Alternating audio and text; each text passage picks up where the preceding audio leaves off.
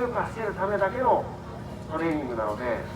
何も転ぶほど攻めなくていいですからね。転ぶほど攻めなくても膝って擦れるので、そんなところをねやっていきたいなと思ってます。小鳥さんのやつはね、頑張ってちょっと行き過ぎちゃったんでね、はい、まあでもそこからもねまたね楽しんでいけるようにはなってますので、ただ今日は絶対転ばない、もう相変わらず言いますけど、もう無テントで行きたいですね。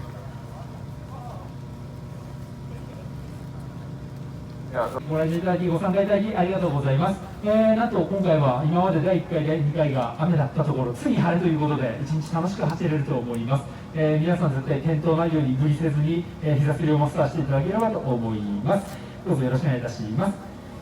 まず、じゃあ本日皆様サポートをさせていただくスタッフから紹介していきたいと思います。まずは、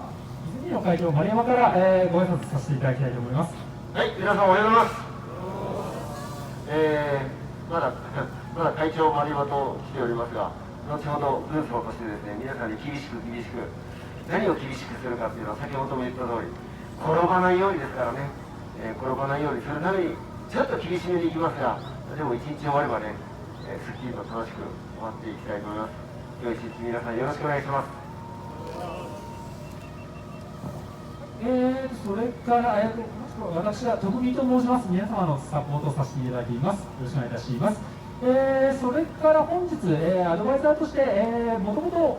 お客さんだったんですけど、膝すりキャンプの出身から、こちらの方の回って、運営の皆さんを手伝っていただくスタッフです。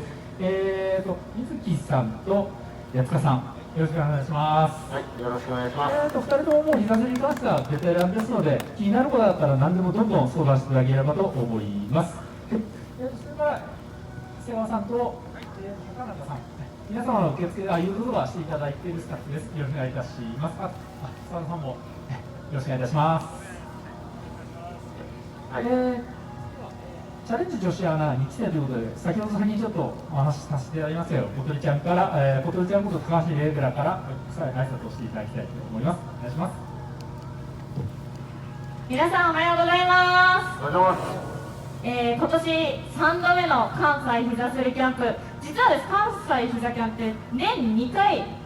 の予定ですよね、確か最初。そうですね。ただ意外とキャンセル待ちが多くなってしまって、なかなか全員受け入れられなかったので、はい、3回目が出動。はい、好評だったこともあって今回の開催が決定できたので、今回参加された皆さんありがとうございます。そして初の朝から一日ドライで走行できるということで、皆さん今日一日楽しんでもらえたらと思います。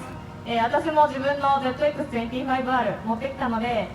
皆さんと一緒に楽しみながら、あとその中で一応今日はスタッフとして先導とかもやらせていただきますので、皆さん一日どうぞよろしくお願いします。はい、よろしくお願いします。ここ3人